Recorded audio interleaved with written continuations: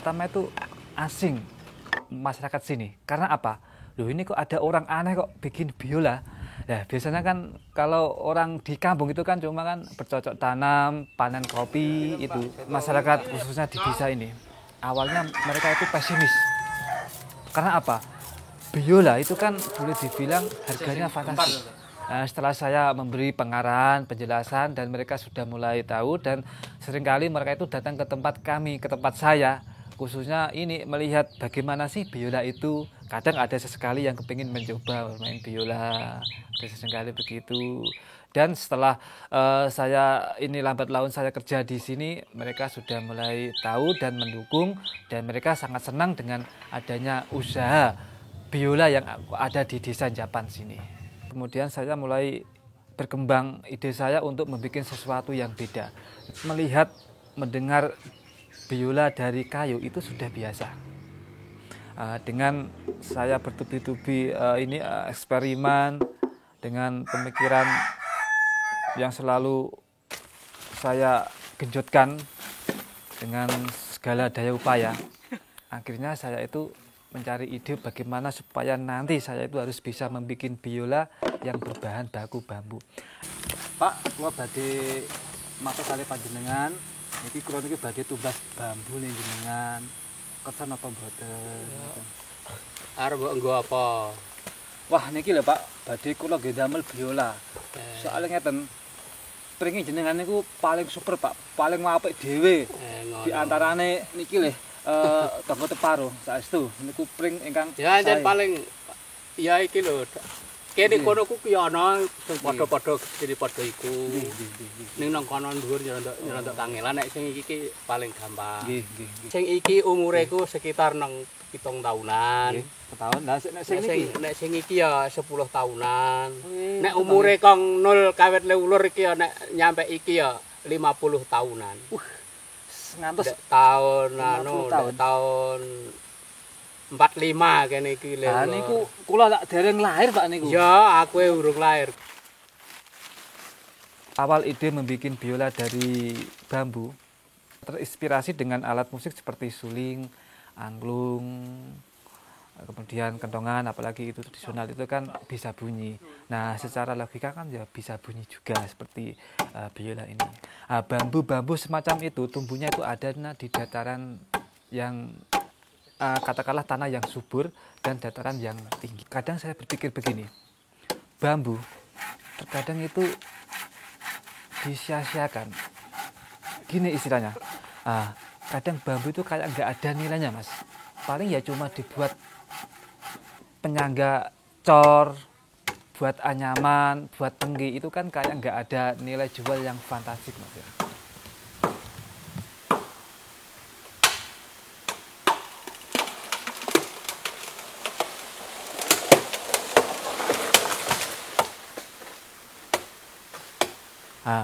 Tantangan saya ke depannya, apakah biola bambu itu bisa diterima di masyarakat? Ternyata sangat bisa sekali. Karena apa? Saya berkeyakinan begitu. Beberapa kali guru-guru biola itu saya datangkan untuk mencoba mencicipi resep biola yang saya bikin. Ternyata mereka pun juga senang dengan adanya biola yang berbahan bambu.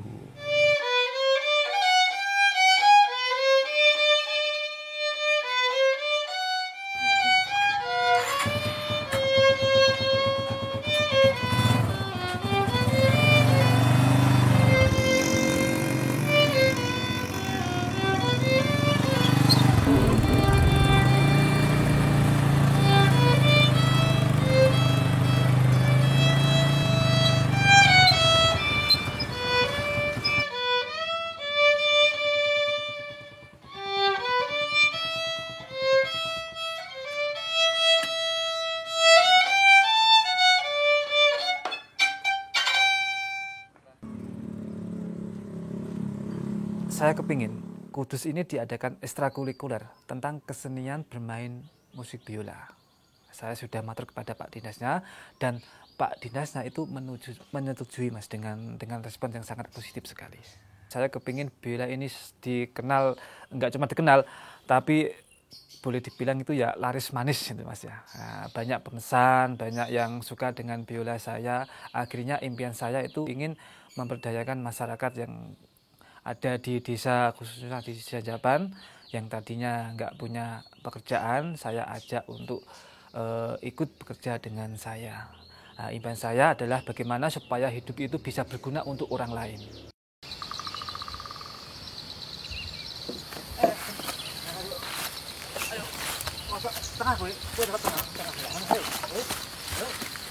Setelah bambu saya pilih yang besar, kemudian saya potong, saya belah-belah, kemudian saya open, saya jemur. Setelah kering, kemudian baru saya bikin, saya tata, saya sambung sampai rapat, saya kasih lem, kemudian baru saya bikin pola, kemudian saya geraji. Setelah saya geraji, kemudian saya rangkai, saya pasang organ biola yang belum kepasang. Karena apa? Biola kan terdiri dari beberapa macam organ. Ada yang namanya pack, neck, fingerboard, tailpiece, insize dan lain sebagainya. Setelah sobek kemudian saya pasang. Sebelum saya pasang, saya finishing dulu sesuai permintaan pasar. Ada yang pengen warnanya merah, ada yang pengen warnanya hitam, ada yang pengen warnanya apa, pokoknya ada. Biola kami sudah ada mereknya, boleh dibilang hak paten, yaitu biola Madani yang sudah diakui oleh semua orang, dan yang menjadi salah satu keunikan dari biola buatan saya itu memakai motif ukir khas Nusantara. Kalau zaman dulu itu kan ada istilah kerajaan Majapahit, Pejajaran. Nah, di situ sambil memperkenalkan budaya yang ada di Indonesia, itu saya memakai motif-motif seperti itu, motif Pejajaran, motif Majapahit dan lain sebagainya.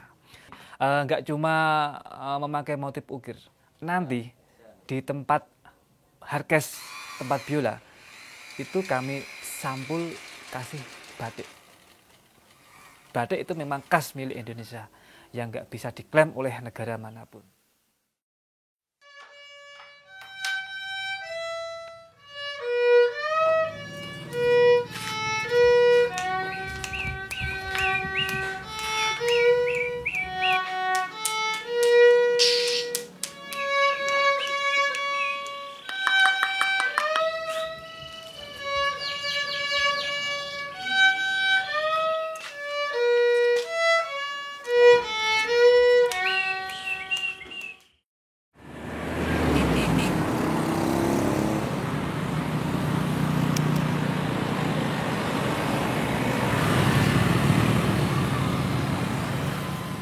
Saya coba-coba iseng ikut pameran yang ada di Kudus. Begitu saya pertama kali ikut pameran, itu langsung direspon oleh pemerintah Kudus sendiri. Bahkan suatu saat ketika saya itu nggak nyangka, saya itu pernah didatangin sama pejabat daerah, seperti Pak Bupati. Itu pernah datang ke tempat saya, kepingin membuktikan bahwa ada salah satu warganya itu membuat sesuatu yang beda, sesuatu yang unik. Betul-betul boleh dibilang itu ya kreatif lah istilahnya itu. Saya diikut sertakan dalam program beliau dan saya boleh dibilang salah satu pelaku UKM yang ada di Kudus tersendiri. Nah, oleh beliau kemudian saya selalu setiap ada pameran, saya selalu ikut pameran dari Jawa maupun dari luar kota maupun dari luar pulau Jawa. Terakhir kali saya pernah ikut pameran di daerah Batam, di daerah Bali, ternyata antusias mereka itu sangat besar sekali dan kaget. Loh, ternyata di Jawa itu ada pembuat biola tahu. Ternyata ada juga. Dan seringkali ada pemesan dari luar Jawa juga yang pesan ke kami.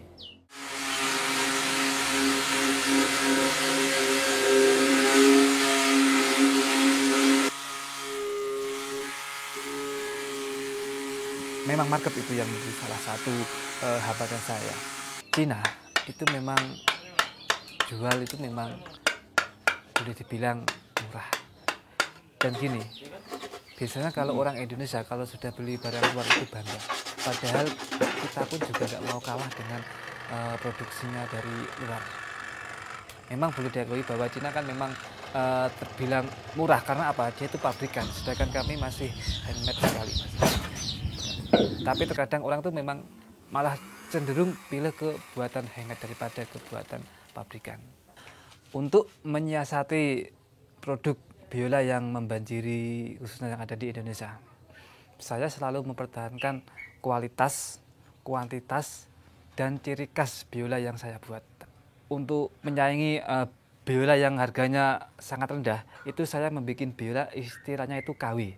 KW1, KW2, KW3, mungkin dari segi kayunya kurang bagus, saya hantamkan di KW yang 1, yang KW yang 2, yang ketiga. Itu pengalaman saya.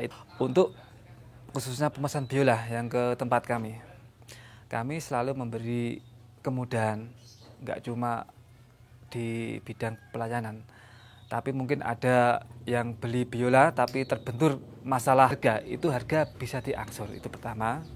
Dan yang kedua, garansi nggak cuma 3 atau 4 tahun, tapi garansi juga kami terapkan bisa sampai 5 sampai 6 tahun. Itu saya selalu memberi kepuasan kepada pelanggan, kepada konsumen.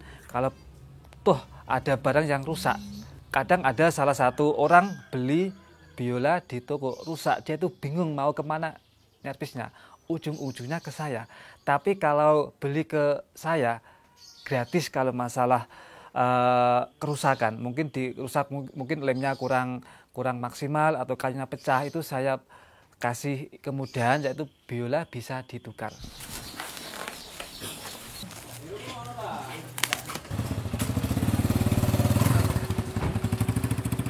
Untuk pengiriman itu bisa jasa lewat pos, bisa paket lewat bis, itu salah satu kepuasan untuk konsumen kalau beli biola di tempat kami.